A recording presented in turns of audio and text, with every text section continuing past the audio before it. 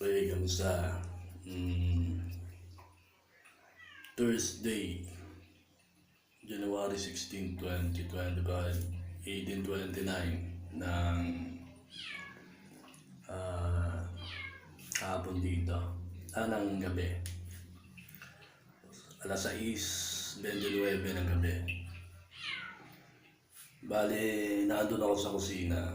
Malapit ako doon sa kalsada. Marami nang gagago sa akin doon. Gamit nga yung satellite link na yan.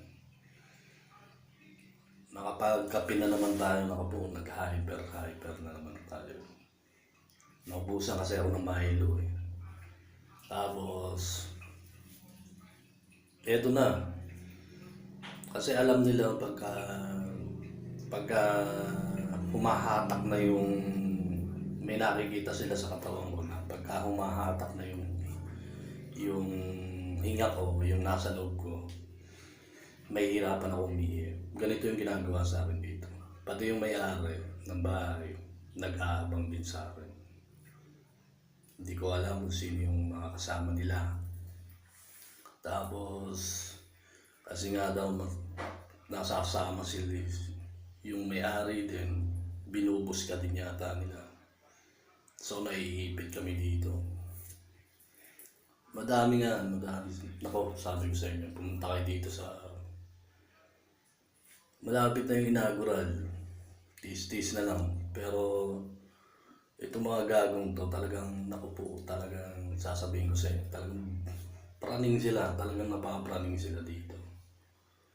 At hindi ko alam. Kasi alam nyo, malaki yung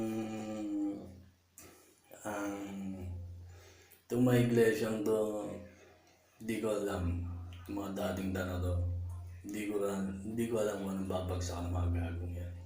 Pag natuloy na to, kaya pakisuporta lang dito. Patingin-tingin lang ako kasi alam nyo malalaki. ABS-CBN, GMA 105.9 na True FM, ginagago-gago. Nakapakadami nila.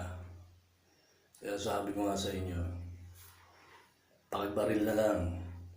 Pakibarilin nyo na lang. Kasi kung gusto nyo talaga, hindi naman, nasa sa inyo, mag-isip lang kayo. O kung wala kayong isip, huwag na kayo mag-isip. Basta tansyahin nyo kung ano ba talaga yung malakas dito. Sino ba talagang pinakamalakas dito?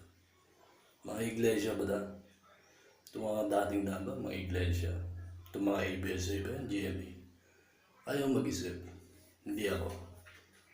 Pakibaril na lang.